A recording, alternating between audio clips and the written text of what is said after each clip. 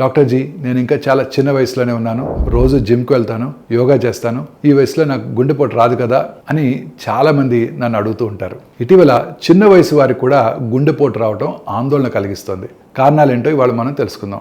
గతంలో గుండెపోట్లు సాధారణంగా 60 ఏళ్ల వాళ్ళకే వచ్చాయి, కానీ ఇప్పుడు 35 నుంచి 40 ఏళ్ల వాళ్ళు కూడా ఎక్కువగా కనిపిస్తున్నాయి.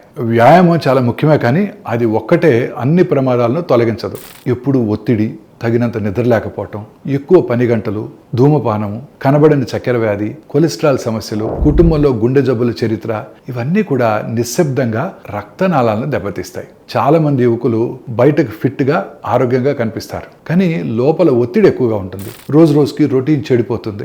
మొదటి దశలో గుండె జబ్బు సాధారణంగా ఎలాంటి హెచ్చరిక సంకేతాలు కూడా చూపదు. ఛాతీ నొప్పి వచ్చేసరికి గుండెకి ఇప్పటికే తీవ్ర నష్టం జరిగి ఉంటుంది. యవ్వనంగా ఉండడం లేదా శరీర వ్యాయామం చేయడం ఒక్కటే మనల్ని గుండెపోటు నుంచి పూర్తిగా కాపాడదు. క్రమం తప్పకుండా ఆరోగ్య పరీక్షలు చేయించుకోవటం, బీపీ, చక్కెర స్థాయిలు, కొలెస్ట్రాల్ ఏ స్థాయిలో ఉన్నాయో తెలుసుకోవడం, ఒత్తిడిని నియంత్రించడం, మంచిగా నిద్రపోవటం, ఇవన్నీ వ్యాయామంతో పాటు చాలా ముఖ్యం. నివారణ చర్యలు చిన్న వయసు నుంచే మొదలు పెట్టాలి.